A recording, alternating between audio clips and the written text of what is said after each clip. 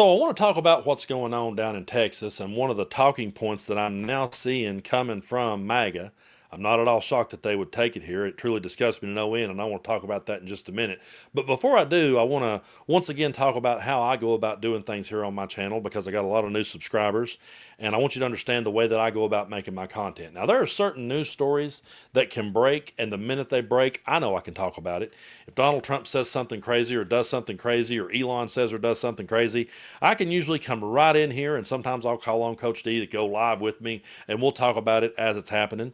But whenever it comes to tragic events, I like to wait till I have more information before I react because my content is me reacting to the news. Someone like Aaron Parnas, he's breaking the news to you. He's letting you know what's going on. And I love that dude, follow him. And I'm always, glad when he puts it out right there as it's happening. I know it's happening.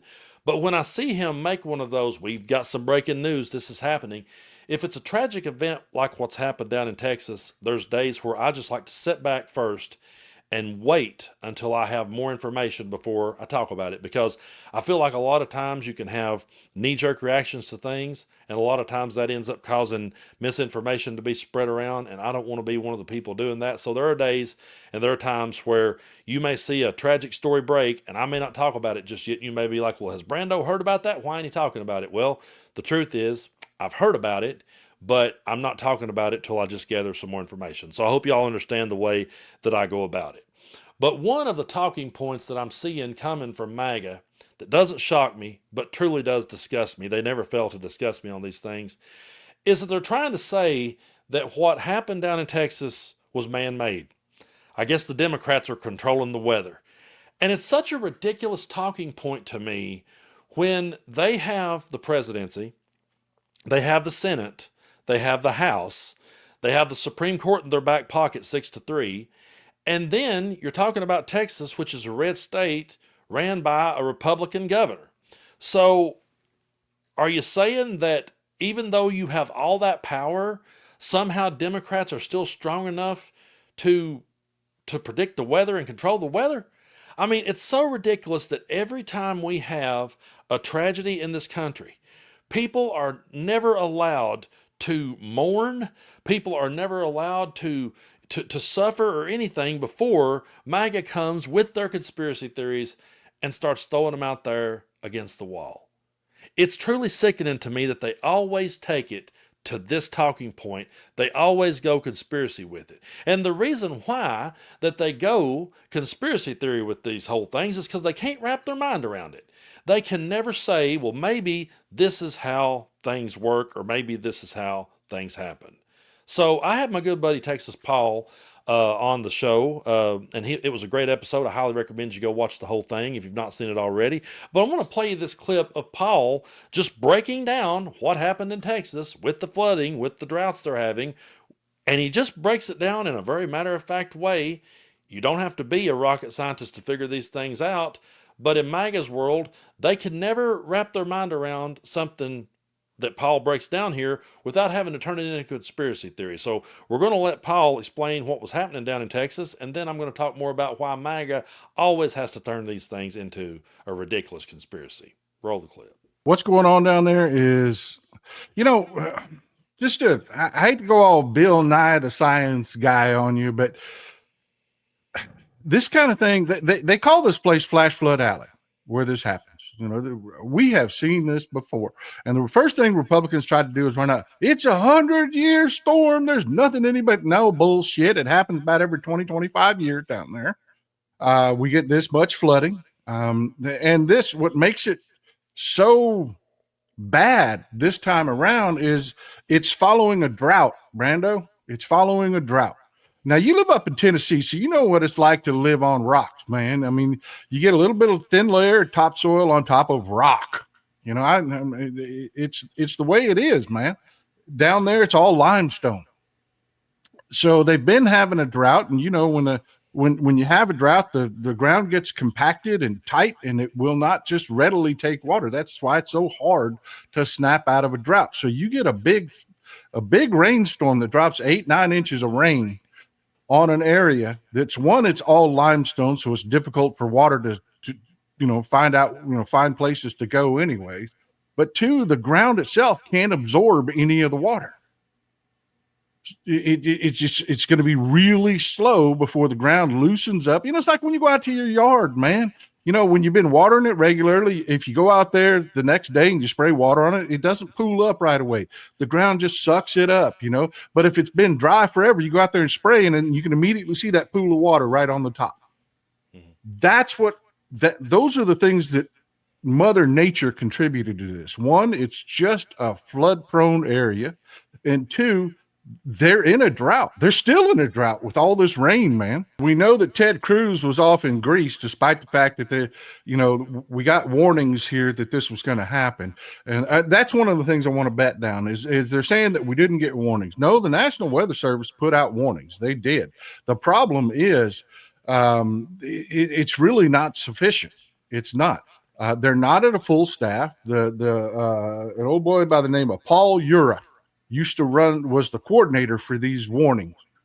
He retired a couple months ago because of Doge. He took the early retirement from Doge, and he hasn't been in the office for a couple months. So yeah, you've got that situation. You've got a shortage. The National Weather Service, before any of this happens, before Doge came along, the National Weather Service said, look, we're understaffed, we're undermanned. Our meteorologists are working way too many damn hours.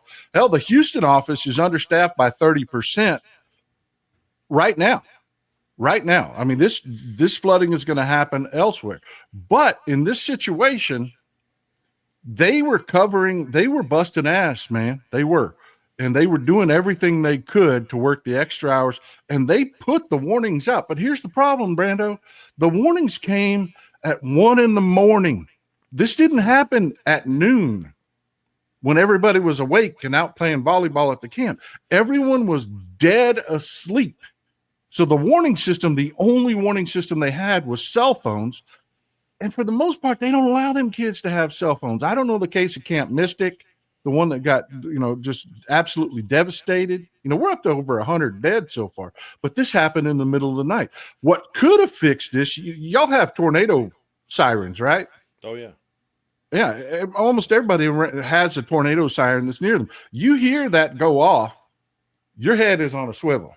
Yeah. I'll sleep through an alarm, man. Shit, I'll set my alarm for something and I will sleep right through that. If Mrs. Texas Paul ain't there to hit me and wake me up, I'll sleep right damn through it. But that tornado warning goes off, there's something in your head. Oh, yeah. I mean, oh shit, what's going on? We had back in 2017, Kerrville took a look, the area where this happened, took a look at putting in a flood warning system because this happens so damn often in this area because of the topography, man. It just is. It just is what it is, Couldn't do it. No money. Couldn't find the money. Too expensive. We're not doing it. The federal government said, I'll give you $1 billion to do it. And Texas being Texas, government's bad. No, we can't take no government money for Medicaid. We can't take no grants for early warning systems. We can't do that. That government's bad. No, bullshit. Government is good. And had you done your fucking job and taken that money and built that system, I bet you 80% of the 80 people that are now dead would not be dead today. I'm telling you, 4 out of 5 people that died in this flood would not have died if they had just taken the damn grant, taken the money, and built the damn system. And you see, folks, this is the difference between us and Maga. We can listen to an explanation like that and we can say, okay, that makes sense. And I'll be honest with you, as Paul was sitting there telling me about what was going on, I was listening, I was taking in that information, and it made perfect sense to me. But Maga will sit back and they will see that and they'll go, well, now, wait a minute. You mean to tell me that suddenly the town just flooded? You mean to tell me? Listen, no matter how many times you say the phrase, you mean to tell me, that's not evidence. Back when we were having all the plane crashes, people, how did that plane do? You mean to tell me that plane just crashed? Just because you say that, that is not evidence. That is not proof of anything. Just because you can't explain something, just because you can't dig in and learn how things work, That is not evidence for the conspiracy that you're now pumping out just because the forklift driver at work told you he read it on the internet. And when I use that phrase, forklift driver, I drove a forklift, okay? So no disrespect to forklift drivers. I've done it. I actually really enjoyed doing it. So I'm not throwing shade at forklift drivers, but it's just like people will go to work and they will wait till someone spouts the conspiracy theory that fits their preconceived notion, and then they just continue to push it out into the world. And they do it while people are suffering, while people are burying their loved ones, while people are still searching for their loved ones. They can't let people just rest in peace or have any peace that they don't start spreading this ridiculous shit out into the world. Every time a tragedy happens, I say to myself, will we ever have a moment? And if someone can remember one that I'm forgetting, the last time that I remember this country ever coming together was the day after 9/11. That's pretty much the last time that I can ever remember us when we were like, you know what, I don't care if you're a Democrat or Republican. I don't care if you're an atheist or a Christian. I don't care if you're gay or straight. We're Americans today. It felt like right there, and even George W. Bush, who I don't like giving any credit to, but even in that moment, he tried to bring us together just for a minute. I mean, he completely failed and miserably dropped the ball later. But have we had a moment since like September 12th, 2001? Have we had one moment where we've just sat back and said, you know, we're Americans and we should come together? Every time a tragedy happens, I know that Maga is going to turn it into a conspiracy. I know that they're all going to start sharing their garbage at a time when people are suffering. And I just wish we could get away from that. I will never understand why people are okay with it. I'll never understand why that's a group of people you want to surround yourself with. You know, it wouldn't matter what my beliefs were on certain things, where I stood on certain issues. I could never get behind the cruelty that they have. I could never get behind the ridiculous bullshit, embarrassing conspiracy theories that they get behind. That would be my biggest thing. Even if I did entertain some of the conservative beliefs, I couldn't get behind the cruelty. And I would end up over here on this side because there's no way that I couldn't sit there knowing my side is this deranged. But MAGA truly is deranged, and I'm always going to call them for that. Let's stop calling them weird, okay? Because there's good kinds of weird. You know, Hunter S. Thompson said when the going gets tough, the weird turn pro. I used to like that phrase. And don't get me wrong, they're strange, they're weird, but there's good strange and good weird. But these people are deranged, they're sick. And they just sit back and they get off on people's misery and pain. And they spread this bullshit when they shouldn't be. I don't want to do that. I want to be the person that sits back, sees what happens, gets an understanding of it, without just going, you mean to tell me, and then saying a bunch of shit. And anytime someone says that, oh, well, now you really going to tell me? You really expect me to believe that? No, actually, I don't. I don't expect you to believe anything that's true or anything that your mind can't. I really don't expect you to believe it. But I would really appreciate it if you tried.